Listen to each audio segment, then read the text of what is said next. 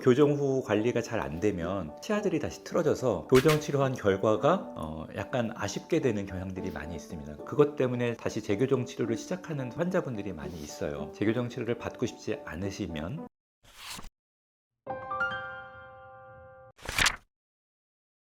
우리가 교정 치료를 힘들게 받게 되잖아요. 교정 치료를 받기까지 많은 고민도 하게 되고 치과를 선정을 해서 치료를 시작하기까지 여러 가지 노력들이 이제 필요하게 됩니다. 그렇게 힘들게 교정 치료를 받아서 이제 우리가 원하는 목표를 이루었어요. 가지런한 치아 배열과 균형 잡힌 얼굴, 그리고 잘 씹히는 저작 기능, 이런 것들을 다 얻게 됐는데, 그러면서 교정 치료가 종료가 됐죠. 그래서 원하는 목표를 잘 이뤘는데 이 목표를 얼마나 오랜 기간 동안 지속해 갈 수 있는가에 대한 얘기가 이제 관리에 관련된 이야기입니다. 그래서 교정 치료 후에 우리가 일반적으로 얘기하는 그 유지 장치를 잘 착용을 하고 그 부분에 대한 지속적인 체크를 받으셔야지 이제 교정 치료가 끝났을 때 그 결과가 장기간 지속될 수 있다, 이렇게 말씀을 드릴 수 있고요. 그런 측면에서 관리가 중요하다는 거죠. 그러면 관리가 잘 안 되면 뭐 처음 상태만큼은 아니지만 처음 상태와 조금 비슷하게 돌아가려는 경향이 있기 때문에 그렇습니다. 혹시 실제 사례들도 있었나요? 그런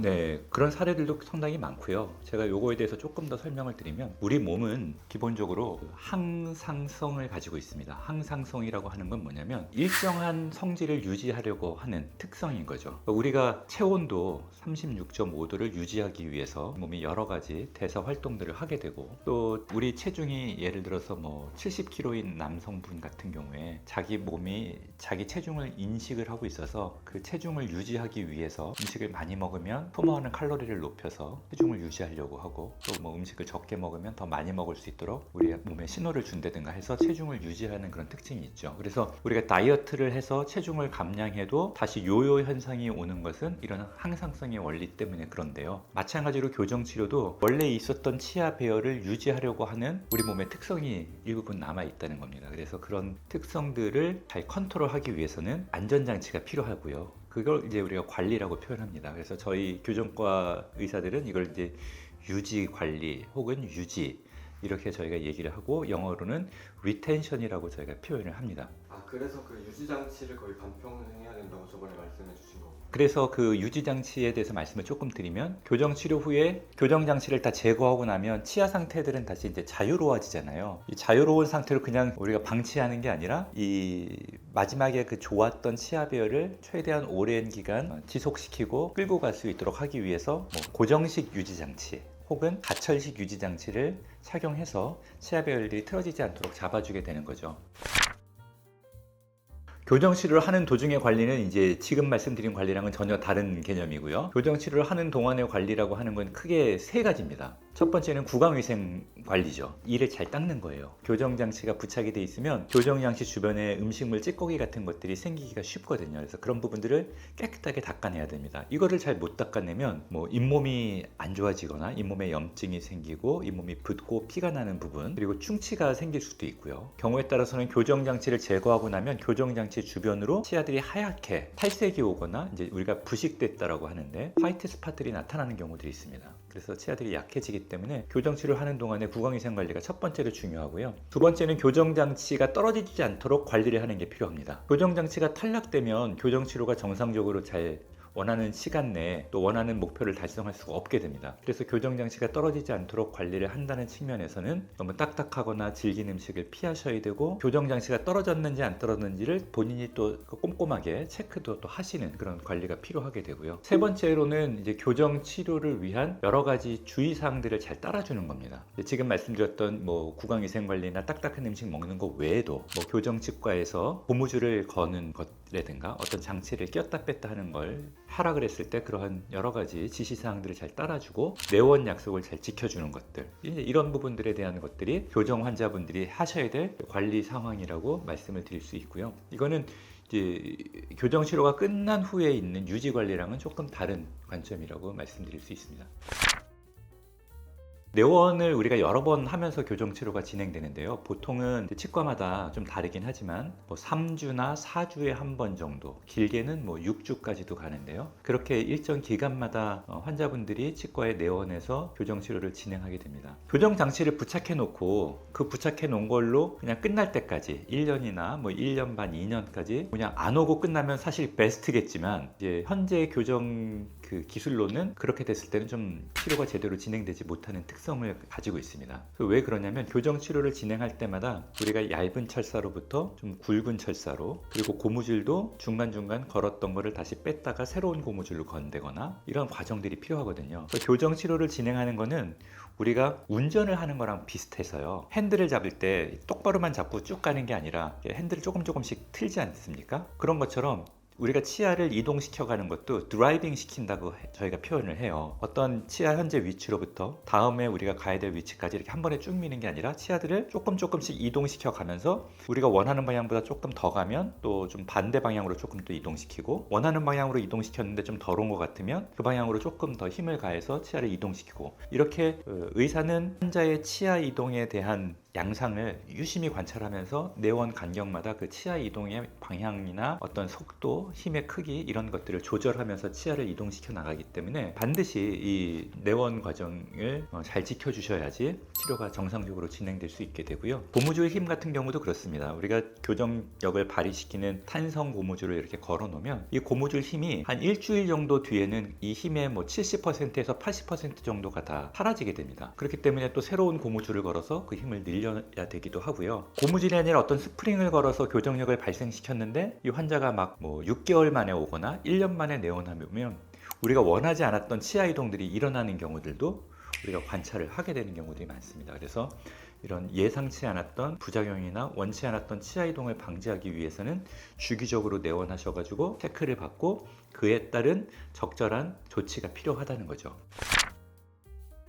네, 아무래도 이제 집이랑 가까우면 좋죠. 왜냐면 뭐 자주 오는 건 아닙니다. 치과에 한 달에 저 같은 경우는 한 달에 한 번 정도 우리 교정 환자들이 내원하게끔 되는데, 그럼에도 불구하고 뭐 중간에 교정 장치가 탈락한다거나 혹은 뭐 철사가 찔린다거나 하는 여러 가지 불편한 점들이 생길 수 있으니까 그 사이사이에 뭐 오게 되는 경우들도 있으니까, 거리가 가까우면 아무래도 좀 치료를 하기 위해서 치과 방문에 좀 수월한 측면이 있을 거고요. 근데 또 한 가지는 그 의사 선생님의 관점에서 봤을 때는 아무래도 이제 교정 치료 기간이 대략 짧으면 6개월, 뭐 길면은 2년, 뭐 2년 반도 걸리기도 하는데, 이 기간 동안에 의사 선생님들이 안 바뀌는 게 좋겠죠. 주기적으로 와서 선생님한테 진료를 받지만 의사가 바뀌면 뭐 치료 계획도 바뀔 수 있고 치료하는 스타일이나 방식도 좀 달라지기 때문에 아무래도 의사 선생님이 안 바뀌는 병원을 선택하는 건 뭐 도움이 될 거로 이렇게 말씀을 드릴 수 있겠네요.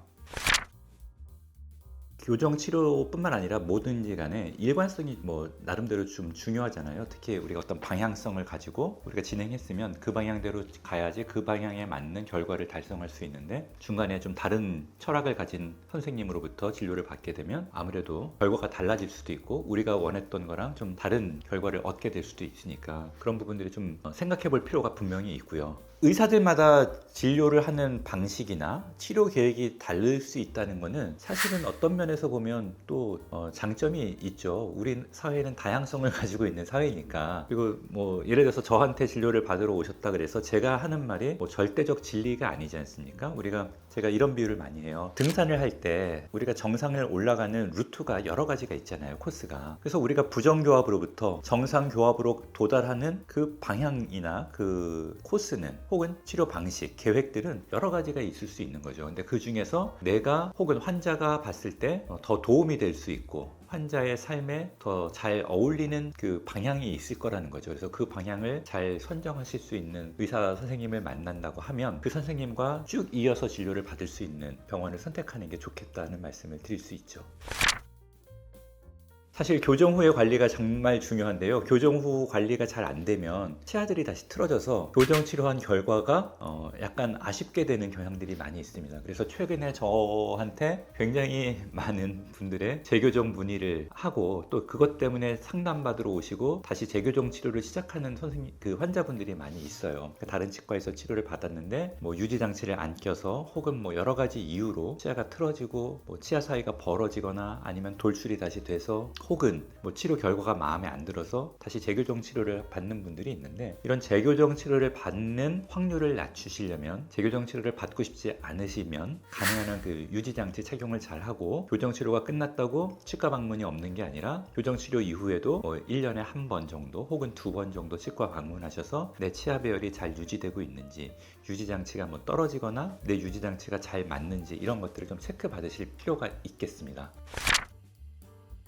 방문했을 때는 이제 뭐 치과마다 조금 다릅니다. 뭐 검사를 하러 오는 경우도 있고, 기본적으로는 검사를 하러 오는 거죠. 치아 배열이 잘 유지되고 있는지, 안쪽에 붙여놓은 고정식 유지장치가 뭐 탈락된 곳은 없는지, 혹은 착탈식 유지장치가 파손되거나 혹은 잘 맞는지, 이런 것들을 이제 체크받으러 오는 거고요. 그런 과정 중에서 유지장치가 뭐 떨어진 곳이라든가 아니면 뭐 치아 사이가 미세하게 벌어지거나 틀어진 것 같은 것들이 나타나면 그런 걸 어떻게 처리할지에 대한 뭐 상담 같은 것들을 진행할 수가 있겠죠. 그래서 이렇게 좀 체크를 받는 과정은 꼭 도움이 된다라고 말씀드릴 수 있겠네요. 검사만 받는 거는 비용이 비싼가요?